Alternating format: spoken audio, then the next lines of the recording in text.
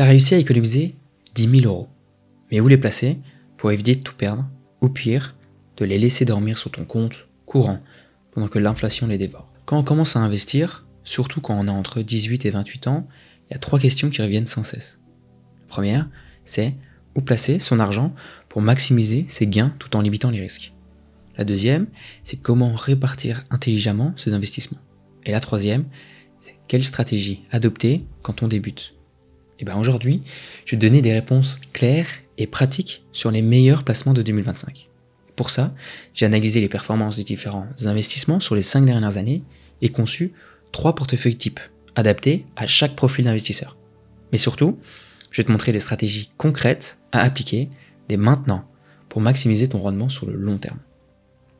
Alors, le premier point, c'est avant de décider où mettre tes 10 000 €, tu dois comprendre les options qu'il y a à ta disposition. Maintenant, en 2025, il y a surtout 3 grandes catégories de placements à considérer cette année. C'est la bourse, la crypto et le cash. La bourse, c'est un des placements par excellence pour se constituer un patrimoine sur le long terme. Il y a 2 approches. La première, c'est les ETF et la deuxième, c'est les actions. Les ETF, c'est des fonds qui répliquent des indices comme le S&P 500 ou le MIC World. Et ça te permet en fait d'investir en même temps dans des centaines d'entreprises. L'avantage, c'est que tu te diversifies instantanément et en plus de ça, en performance moyenne, tu peux espérer avoir entre 8 et 10% par an. Ensuite, les actions individuelles. Du coup, c'est un achat direct d'actions d'entreprise comme Apple, Microsoft, LVMH. L'avantage, c'est que tu peux avoir un rendement supérieur à un ETF. C'est aussi un peu plus risqué et ça demande un peu plus de connaissances.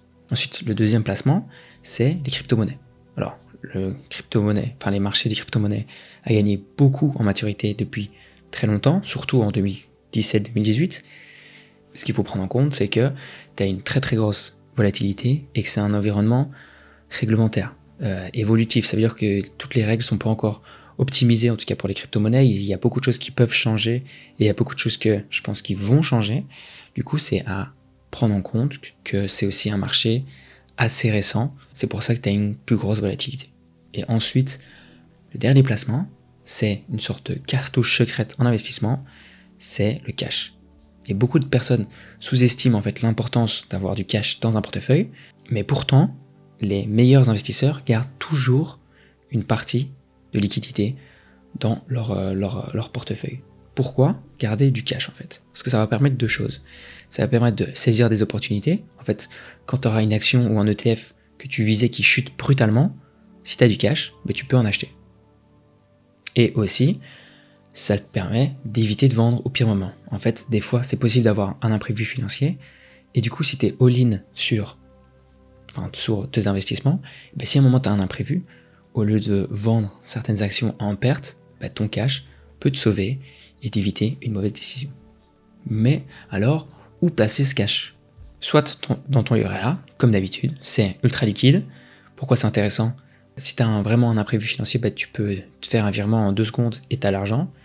Ou sinon, tu as les plateformes de trading. Et les plateformes de trading, la plupart du temps, ici maintenant, en tout cas en juin 2025, tu peux espérer avoir entre 2% et 2,4% sur ton cash. Surtout sur des plateformes comme Trade Republic, Trading 202, etc.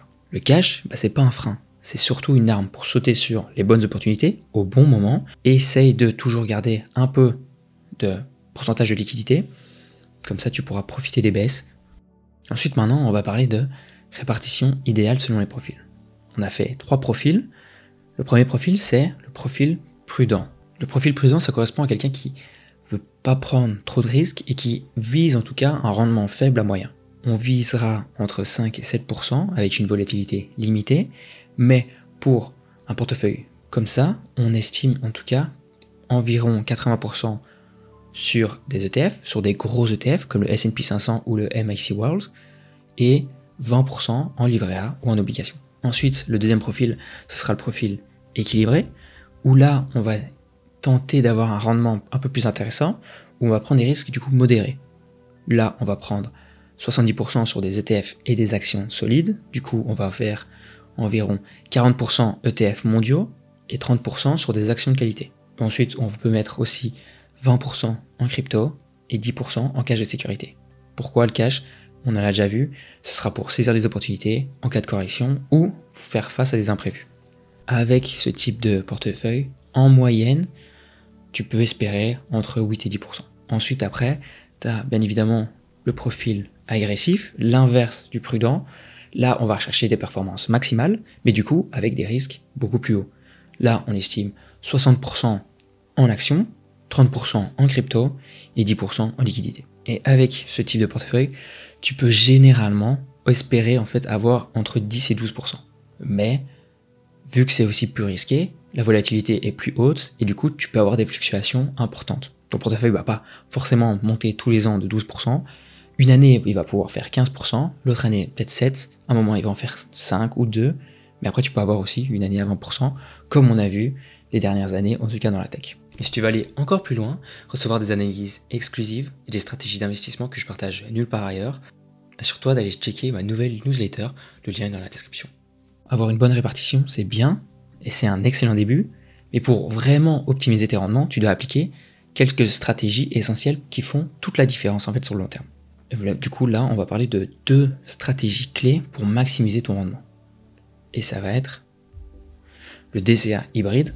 Du coup, c'est quoi le DCA? En fait, tout le monde va parler du DCA, investir progressivement. Tu investis la même somme à intervalles réguliers. Là, c'est à peu près la même chose, sauf que tu vas seulement investir quand le marché est très baissier. Et tu vas investir de manière à, imaginons, tu as une action que tu aimes bien, elle baisse de 10%, bah toi tu vas investir 15% de ce que tu voulais investir dedans. Et ensuite, si elle redescend encore de 10%, là tu vas investir 25%, etc., etc. Et ensuite, le deuxième point important, c'est de rééquilibrer ton portefeuille. Pourquoi? Parce qu'en fait, les actifs, ça monte pas forcément de 12% par an. Comme on l'a dit juste avant, tu peux avoir des fluctuations et du coup, en fait, rééquilibrer ton portefeuille, ça va te permettre si tu as une classe d'actifs qui est fort montée, tu vas vendre une partie pour essayer de le réallouer quelque part autre, pour essayer de tout rééquilibrer. Maintenant que tu sais exactement comment investir 10 000 euros en 2025, j'ai fait une vidéo sur comment analyser une action en moins de 10 minutes. Elle s'affiche ici. N'hésite pas à liker la vidéo et à t'abonner pour recevoir tous mes conseils. À très bientôt. Ciao.